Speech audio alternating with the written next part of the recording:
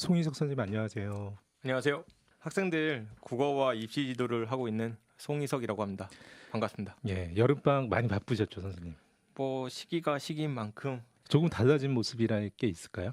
아무래도 마음적으로 힘든 것 같아요. 점점 더. 부모님들께서 네. 예. 그러니까 늘 이제 취업까지 요즘은 좀 많이 힘들다고 하니까 예. 어떻게 하는 게 좋을까라는 늘 그런 미래지향적인 고민들 예, 그런 것 때문에 많이 힘들어서 그런 고민이 하면은 보통 답이 명쾌하게 안 나오잖아요. 그렇죠. 예.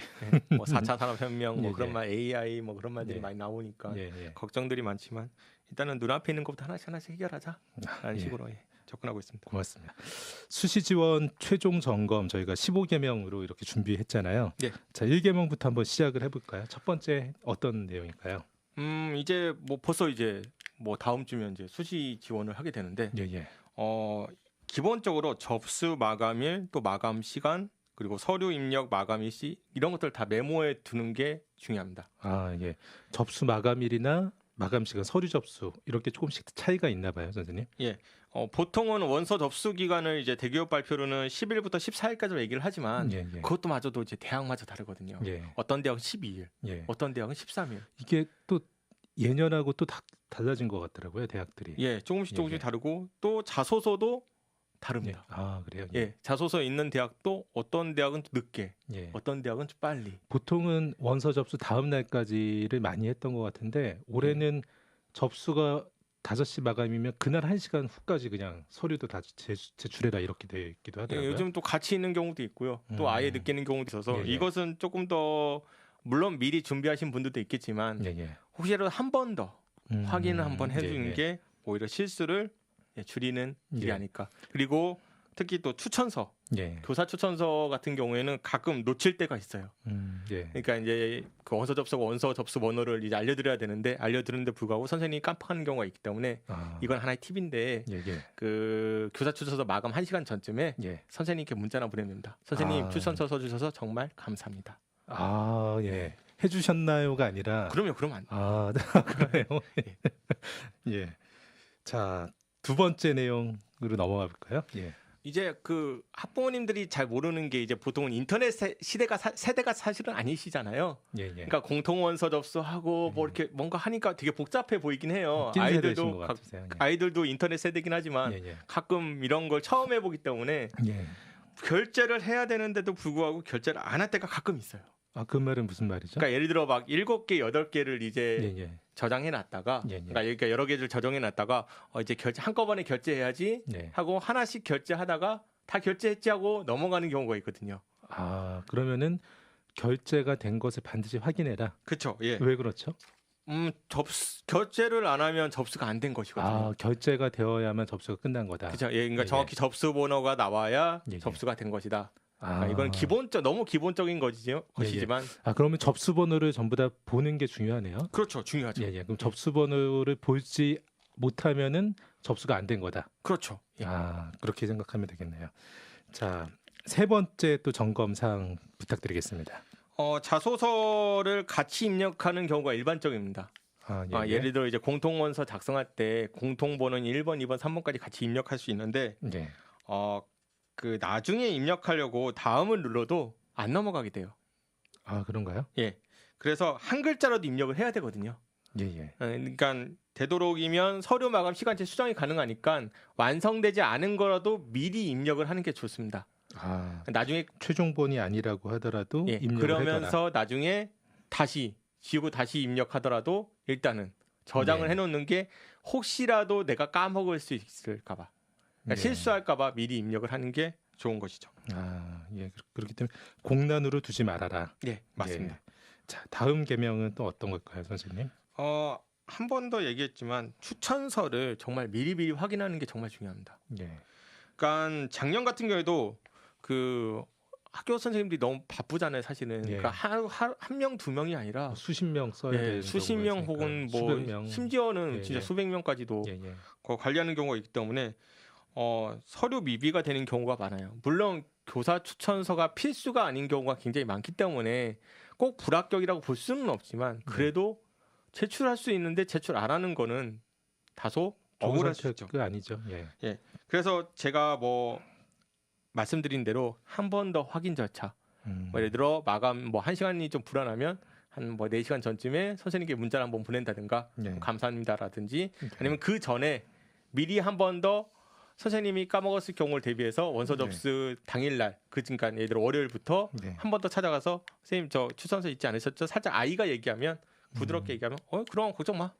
원서 접수 번호만 얘기하렴. 바로 써줄게. 예. 이런 것도 확인하는 것도 나쁘지 않습니다. 예. 그러니까 선생님께 확인하는 것을 부담스럽게 생각하지 말고. 그럼요. 부담스러울 예. 필요가 전혀 없죠, 사실은. 예. 자, 5번째 계명으로 한번 넘어가 보겠습니다. 여기서부터 이제 좀 더 이제 실질적인 것인데 지원하는 모집 단위에 3년간 추가 합격 상황 그리고 예. 경쟁률을 비교하는 게 좋습니다. 어디서 확인할 수 있나요? 이런 내용은요? 이제 일반적으로 되게 그 대학 입학처가 사실 기본이거든요. 대학 입학처는 이제 3년치를 다 공개하니까 만약 없다면 이제 대입정보 포털을 이용해서 알 수도 있습니다. 혹은 뭐 물론 우리는 구글링이라는 검색을 통해서도 알 수 있지만 아무래도 부정확한 정보보다는 대학교 입학처에 확인하는 게 좋고 만약 없다면 전화 한 통화, 대학 입학처의 전화 한 통화로도 충분히 알아낼 수 있죠. 추가 합격 상황도 전부 다 공개가 되어 있나요? 물론 공개하는 곳이 있고 공개 안 하는 곳이 있습니다. 예를 들어 뭐 모집단이 2명 있는 곳은 잘 공개를 안 할 수도 있죠. 1명 있거나 예를 들어. 지원 자격이 있는 이런 전형들. 네, 그렇기 때문에 이런 경우에는 공개 안 하지만 일단은 그래도 알 수 있는 상황이라면 한 번쯤은 비교해서 확인이 필요합니다. 예. 그 입학처나 대입정보 포털 등을 활용해서 3년간 최근의 추합과 경쟁률을 비교해 봐라. 네. 예. 혹시 그러면 그 경쟁률이 좀 예상도 될 수 있나요? 그렇죠. 그거는 제가 이따가 바로 한번 뒷부분에서 일단 먼저 확인을 해라. 확인을 해라. 예, 알겠습니다. 자, 다음 6번째 계명 부탁드립니다. 이제 방금 얘기하려고 했는데 이제 전통적으로 경쟁률이 낮은 대학이 있습니다. 그러니까 이게 꼭 이제 상위권 대학 말고 전체 대학을 기준으로 봤을 때 현재 이 대학은 경쟁률이 늘 낮아요. 예시를 혹시 부탁드려도 될까요? 뭐 이제 경기권 중에 이제 인지도가 좀 많이 약한 대학들이 있을 겁니다. 뭐 예를 들어 뭐 인지가 약간 낮은 중부대라든지 뭐 그런 경우를 과를 잘 살펴보면 전반적으로 늘 그 경쟁률이 낮은 과들이 몇 개 있어요. 왜냐면 인지도가 낮아서.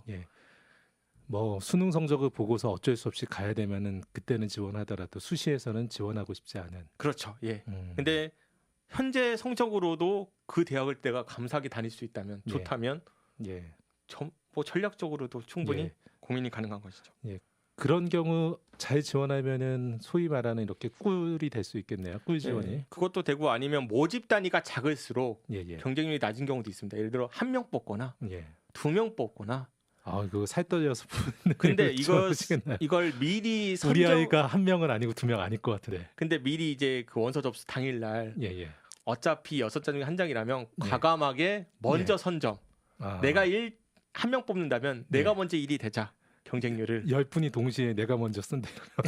그럴 경우도 있긴 하지만 일단 이렇게 선점하는 효과도 있기 때문에 그러니까 확실히 그런 부분이 있는 것 같긴 해요. 먼저 지원했을 때 그러니까 다른 지원자의 유입을 약간 차단하는 효과도 있기 때문에 그것도 한번 고려는 해볼 수 있다. 충분히 고려해 보실 만한 좋은 방법인 것 같습니다. 자, 7번째 계명은 어떤 건가요? 상향이라고 생각하는 모집단에 지원할 수 있잖아요. 거기에 면접일이 겹칠 수 있는데 그거에 두려워할 필요는 없습니다. 왜 그렇죠? 물론 두 모집 단위가 1차의 서류 심사를 통과할 수도 있어요. 근데 사실 면접 있다는 게 물론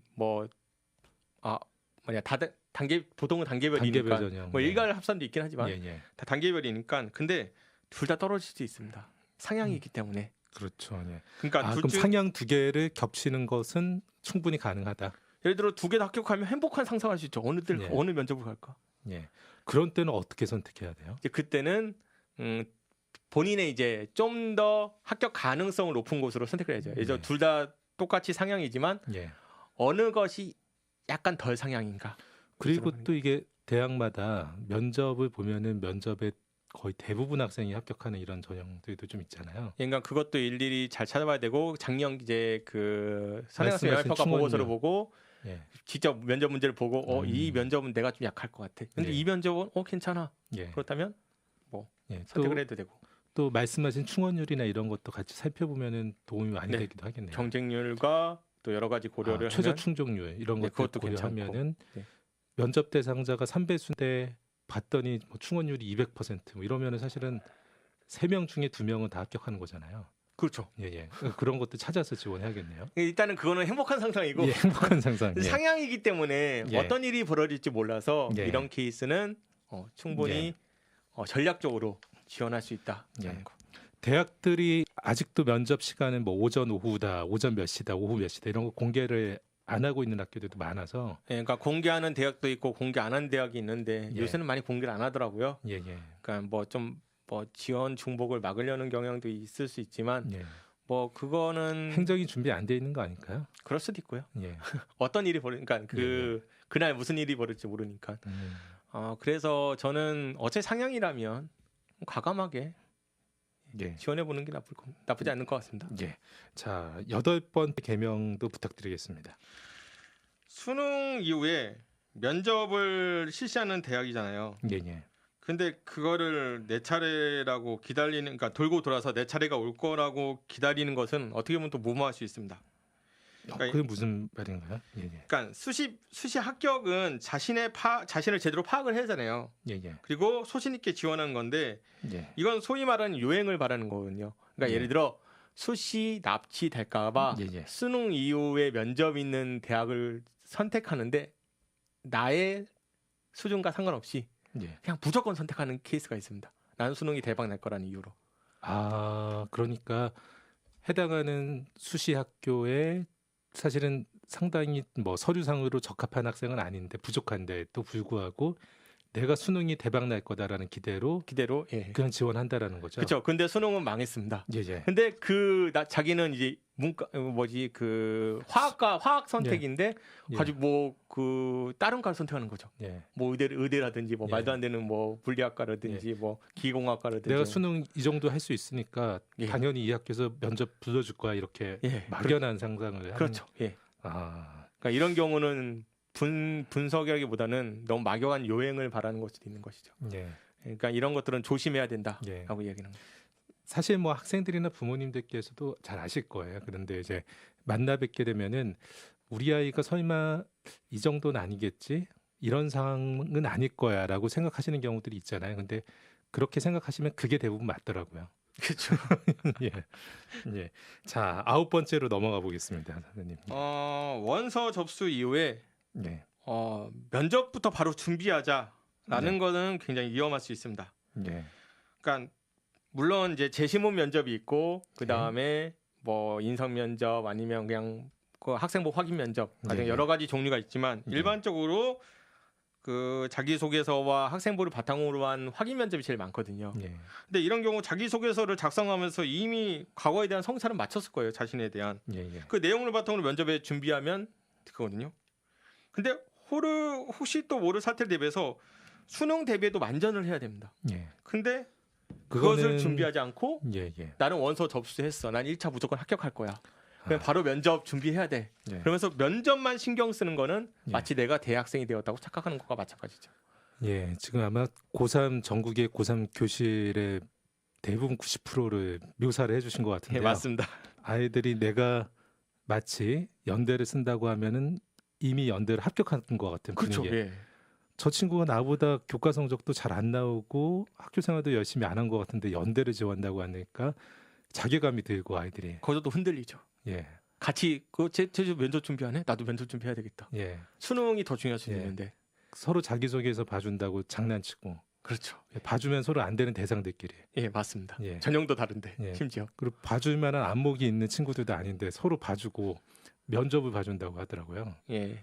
그래서 한 학생을 만났는데 1학기에도 면접 방과 후 학교로 면접 대비를 했는데 여름방학에도 면접 대비 방과 후를 계속 했더라고요. 아이고. 그래서 그 친구에 물어봤는데 본인이 했었던 학업이나 활동에 대해서 선생님 말씀하신 것 같이 심도 있는 성찰은 전혀 안 돼 있어요. 내가 무엇을 했다만 기억을 하고 있고 그것이 본인을 어떻게 성장시켰는지에 대한 고민은 전혀 안 돼 있더라고요. 아이고. 그러니까 그런 면모를 단적으로 제가 얘기 드리는 건데 친구들 간에 준비되어지는 것은 상당히 한계가 있다. 네, 맞습니다. 그런 것 같아요. 그러니까 소위 말하는 설레발친다라는 표현이 맞을 그러네요. 거예요. 예, 설레발이네요. 예. 근데 수능 최저가 걸렸는데 당연히 수능 최저에 신경을 쓴 게 예. 맞는데 너무 물론 수능 전 면접이라면 예. 이해를 할 수 있지만 수능 후 예. 면접이라면 충분히 예. 수능부터 집중하는 게 맞지 않나. 예. 너무 많은 학생들이 그 수능을 일찍 포기해 버리는 것 같아요. 예. 예, 맞습니다. 학생들이 조금 더 준비해서 네. 정시로도 좋은 기회가 있어 보이는데 아이들이 일찍이 포기해 버리는 건 좀 안타까운 모습들이 있습니다. 예. 그 다음 그 10번째로 넘어가 보도록 하겠습니다, 선생님. 10번째는 경우의 수를 좀 다양하게 만들어 놓는 게 좋다라는 말을 드리고 싶어요. 예. 수시 원서를 6장 쓴다고 딱 6개의 대학만 생각하는 거는 어쩌면 전략적으로 실패할 수도 있습니다. 왜냐하면 입시라는 예. 게 사람의 심리도 들어가잖아요. 접수를 할 때. 예, 많죠. 그쵸? 그러니까 소위 말하는 생물 같아서 경쟁률이 요동치지 않습니까? 예. 그러니까 따라서 후보군 대학을 하나, 2개 정도 만들어 놓는 게 좋아요. 예. 그러니까 예를 들어 처음에 6월달 모의고사를 네. 기준으로 만들어놨지만 내가 9월달 모의고사를 분석해 보니 어떤 일이 벌일지 몰라서 혹은 경쟁률이 요동치는 바람에 좀 더 그와 비슷한 계열이라든지 대안의 지원을 마련해 놓자. 네, 대안의 지원을 하나, 2개 정도 너무 많이 마련해 놓으면 또 그거 복잡할 예. 수 있기 때문에 예. 한두 정도 마련해 놓으면 예. 나쁘지 상향의 않다. 지원이라면은 이 상향을 어떤 대학을 상향으로 할 것인지, 예, 그것도 좋고요. 적정이라면은 어떤 적정으로 네. 옮겨갈지, 네. 뭐 안정 지원이라면은 어떤 안정으로 이 성격 지원했던 성격에 맞춰서 대안을 준비를 해야겠네요. 그러면 네, 아니면 대학의 라인으로 예. 잡아도 괜찮고요. 예. 만약에 전공이 똑같다면 예. A 대학과 B 대학이 큰 차이가 없을 경우라면 예. 뭐 크게 바꾸는 것도 어렵지 않다. 경쟁률에 따라서. 예. 그래서 대안의 지원을 좀 마련해 두고 네. 그것에 맞춰서 지원 경쟁률 상황에 따라서 지원을 해보자. 네네. 예. 자, 11번째로 넘어가 보겠습니다. 신설 전형은 지금 늘 예. 폭발 아니면 예. 펑크입니다. 폭발은 경쟁률이 확 예. 높을 수도 있고 아니면 과하게 올라가는 경우. 아예 낮을 수도 있고 예. 둘 중에 하나인데 예. 왜냐하면 신설 전형이 기존 전형에 비해 예전 자료가 전혀 없습니다. 예. 따라서 어느 누구도 예측 불가능하거든요. 부모님들이나 학교 선생님들도 이렇게 전통적인 학과가 아니면은 지원하는데 좀 깊이 하시는 것 같아요, 많이. 과 이름이 바뀐 경우면 커리큘럼을 보면 알 수 있는데 아예 새로운 과가 생겨버리면 예. 이건 뭘 배우지? 이거 예. 취업은 우리 아이가 첫 아이인데 예. 1학년 들어갔는데 과연 나중에 취업이 어떻게 될까 이런 걱정들도 있고 예. 그 다음에 새로운 전형 같은 경우에는 이게 나에게 적합한 전형인가? 예. 예전의 결과는 모르네. 이거 내가 지원했다 떨어지면 어떡하지? 예. 어떤 일이 일어날까? 아무도 알 수 없기 때문에 예. 결과가 참 이상하게 벌어진 경우가 많죠. 안개 전국이다 보니까. 예. 그래서 이런 경우는 오히려 전략적으로 선택을 잘하면 예. 더 좋은 일이 일어날 수 있다. 예. 또 실제로 어떤 학생들이 선발될지도 가늠이 쉽게 안 되니까. 대표적으로 작년 같은 경우에는 이제 고려대 예. 학추 예. 원이 있었죠. 전형 자체가 새로 신설되니까. 네. 예. 올해도 뭐 고대 1, 2 일반 전형은 크게 다르진 않은 것 같아요. 그렇죠. 보면은. 예. 예. 일반 전형에만 이제 과거보다 약간 더 지원을 하는 것 같이 보이고 특별한 변화는 없어 보입니다. 자, 신설 전형은 또는 신설 모집 단위에 대해서는 좀 예의주시하셔라라고 말씀해 주신 것 같습니다. 자, 12번째까지 왔습니다. 자, 내용은 어떤 건가요? 논술 전형을 지원하는 학생들은요. 지원 시에 비슷한 계열로 바꾸기가 쉽습니다. 경쟁률에 따라서. 예. 그 이유가 뭐냐면 예. 논술 문제가 과마다 다르진 않거든요. 그러네요. 예. 물론 뭐 거의 없죠. 계열마다 다르기 때문에. 예. 그러면 접수 시 시간대별 경쟁률을 보면서 충분히 바꿀 수가 있는 거죠. 용이하죠. 그러니까 논술 전형 6논술 학생도 예. 있으니까 예. 이런 경우에는 좀 경쟁률을 보면서 어차피 자소서 들어가지 않기 때문에 준비할 게 없으니까 마지막에도 충분히 모집단이 바꿀 수 있다. 오히려 전략적으로 예, 선택할 수 있지 않나. 예, 선생님 근데 그 경쟁률이 낮게 저공 비행을 하다 갑자기 마지막에 폭발하고 이러기도 하잖아요. 그렇기 때문에 이거 어떻게 봐야 될까요? 바로 뭐 마지막 확인, 경쟁률 확인 때 예. 미달나는 것들은 조심해야 됩니다. 예. 오히려 여기 미달이네. 예. 지원하면 되겠네라고 예. 했다가 예. 거의 다 폭발을 하죠.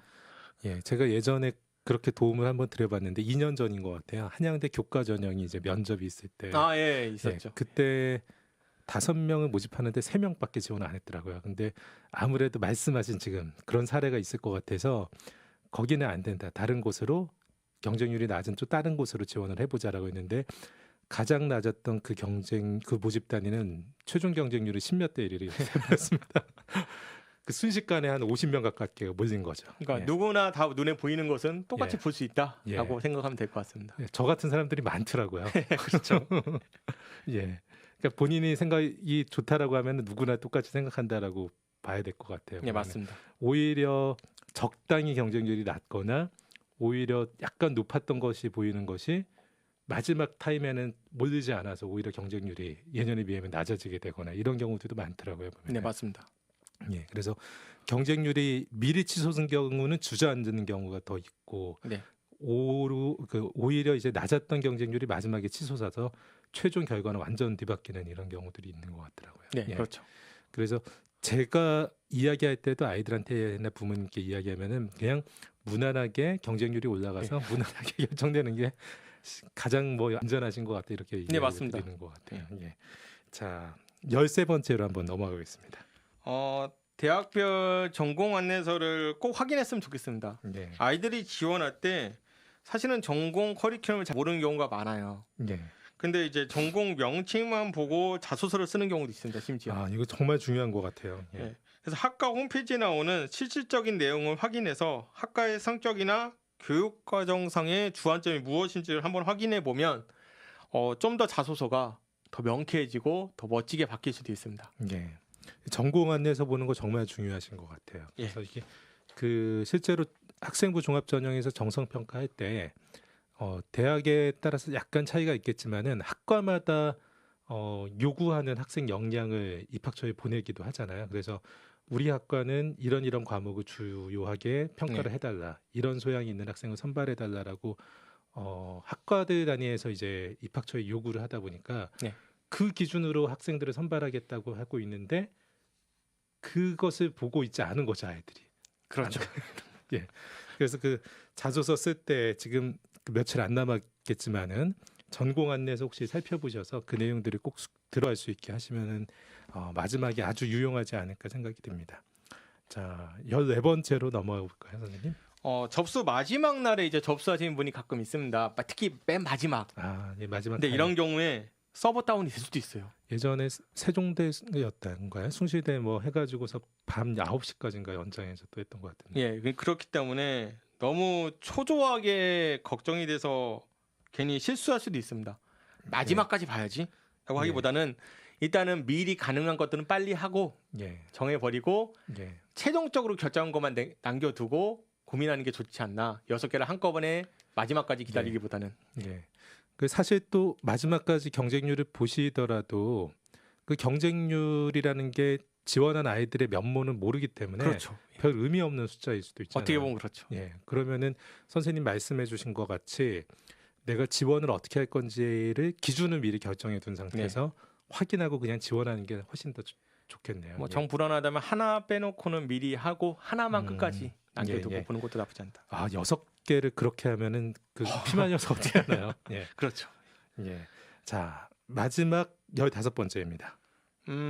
학생부 종합 전형을 지원할 때 확실히 정성적 평가이기 때문에 내신 2개월만 보고 지원하는 것은 굉장히 이제 주의해야 됩니다. 특히 상위권 대학일수록 뭐 워낙 고교 유형별이 다르기 때문에 뒤섞여서 나온 결과거든요. 평균 등급 자체가.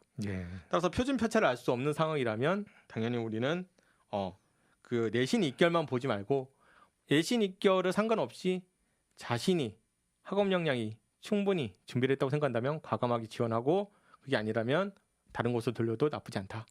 그러니까 너무 학생부 종합전형 지원할 때 내신 2개월만 보지 말아라. 근데 알면서도 마지막엔 꼭 그렇게 되더라고요. 이 정보 공개가 많이 되다 보니까 그 부모님들이 학생부 종합 전형인데 합격할 거라고 자신하시더라고요. 보면은 제가 봤을 때는 서류를 봤을 때는 운이 좋아야 아슬아슬한 정도 위치처럼 보여지는데 학생부 종합 전형을 정량적으로 보는 관점은 상당히 위험하지 않나 이런 생각이 듭니다. 수시 지원 최종 점검 15개명을 전부 다 전달을 해드리게 됐네요. 저희가 내일도 사연을 보내주셨던 사례와 함께 계속해서 송희석 선생님과 전해드리도록 하겠습니다. 감사합니다. 감사합니다.